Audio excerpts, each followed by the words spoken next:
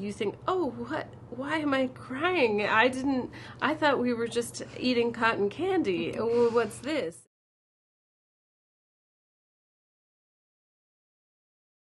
I'm the most serious one in the room, but I definitely am. It feels like we're all like in a cult a little bit. Yes, of the pink. I know. I'm a very big fan. Oh, so I even thanks. have your Lady Saints and Mystics zine. Oh my at home. God, those are my favorite. Those people. I was trying to like see if I could pick up any influences in this one. Of ladies, well, sure, yeah. No, I mean there are. They're there. I mean they're always there. They're always there. They're always around. No, but I mean like there's definitely. I mean I suppose this is not quite Saints and Mystics, but there is like in the movie it's like when it starts she's in a world where there's no aging or death or pain or shame or self-consciousness, and then she suddenly becomes self-conscious, which that's a really old story.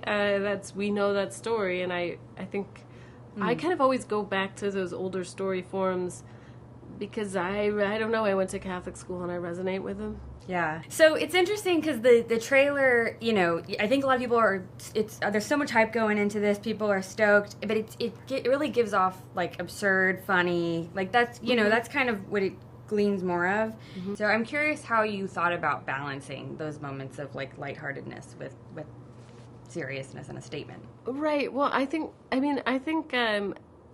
wanted it to be obviously dazzling and hilarious and this kind of imaginative cornucopia of crazy Barbie-ness, but I also felt like actually in that state of being kind of on the sugar high is the place where you can actually, in a way, have an opportunity to be even more emotional because people aren't really expecting it. Mm-hmm.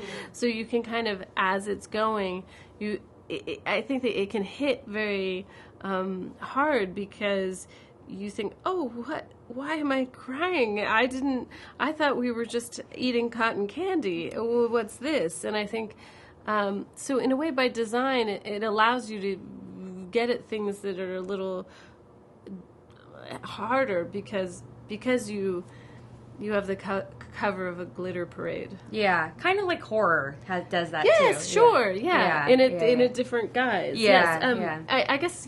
I guess in a way, anything that has a genre to play with, you can get away underneath it by doing a lot of things that are unexpected. Because if you're following the dance moves on top, you can like add some funky things.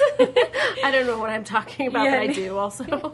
It was interesting. So before I did this job, I was a videographer in news for a long time. Uh-huh. Very male dominated. As you know, I don't need to explain that to you.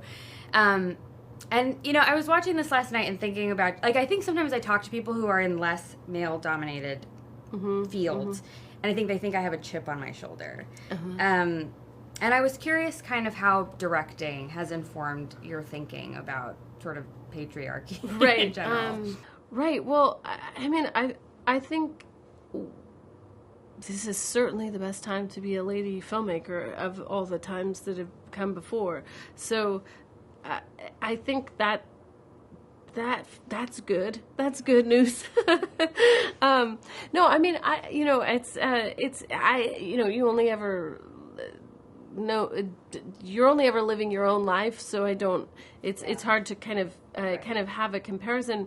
But I think it's what I will say is when I went to college, I first came to writing as I loved plays and I wanted to be a playwright. And I remember I didn't really know any female playwrights other than Wendy Wasserstein. And I remember I said to a professor, I said, well, I can't be a playwright. I didn't even mean it. I just sort of was like, well, I'm a girl, and so it's always going to be kind of not the good stuff. Like, that's how I felt. I just felt like mine would sort of always be like the other one or something. And then she hit the roof, got really angry, and was like, here are all these plays by women that you should know about, and here is Carol Churchill, and here is it. And I was like, here's Lorraine Hansberg, and I was like, oh my God, I was missing something in my education. But I do think almost a feeling of like that it would occur to you to do it. That's the part that I think now, because I live in New York City and I live by both NYU and New School, and I see all these girls who are like ready to go, fired up. They're studying directing, and I'm like, oh, it occurred to them to do it. Yeah. And even in my generation, it didn't really occur to me to do it or that I could. And so that feels like a difference. Yeah, which is good. It's progress, right? Yes, definitely. Would you say you might maybe have a little chip on your shoulder from having to do that? I have a chip on my shoulder. Or some cynicism. Like, the movie had moments of cynicism.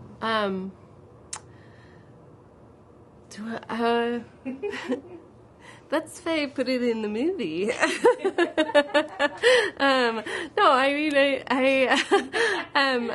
I think it's, I feel like, again, I think that for me, it's like with Barbie or with anything else, it's the both and. Yeah. It's not either or. It's not one or the other. And I think I feel all of it all the time. And I think what was so special about making the movie with everyone, but with like, Margot and America and Kate and Issa, they all brought all of their own both ands to it. Mm-hmm. So they were able to be in that spot where it was like they were able to kind of use their art to work through it. And I think that felt very freeing for all of us. Yeah. And then I am curious, so the pink, like, there's the pink shortage. That was PR, right? I think that is actually based on the real thing, which is that we drained the company of the color we were using. Like, they didn't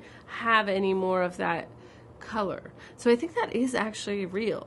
I think it's not like 100% there was no more pink in the world because of us, but this particular pink at this particular company, they did not have more of.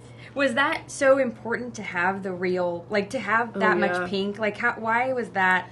Well, I mean, for me, it was important to have everything sort of built and in camera and to do these kind of older film techniques, not just because they were older and I like them, even though I do, but because they're tactile, because they're based on photographing objects. So we built all these incredible miniatures as well as large builds, and it just, you feel that you can touch them. So even though, and we had a brilliant visual effects supervisor who did do work on the film, but it was also all grounded in what we'd made with the tactile world. So it was all scanned and wrapped and all the things that they do. But it was definitely something where I was like, you have to be able to touch it. It's toys. Yeah. What are toys but things that you touch? Yeah. And so getting all that pink paint to paint everything was important. It had to be really there.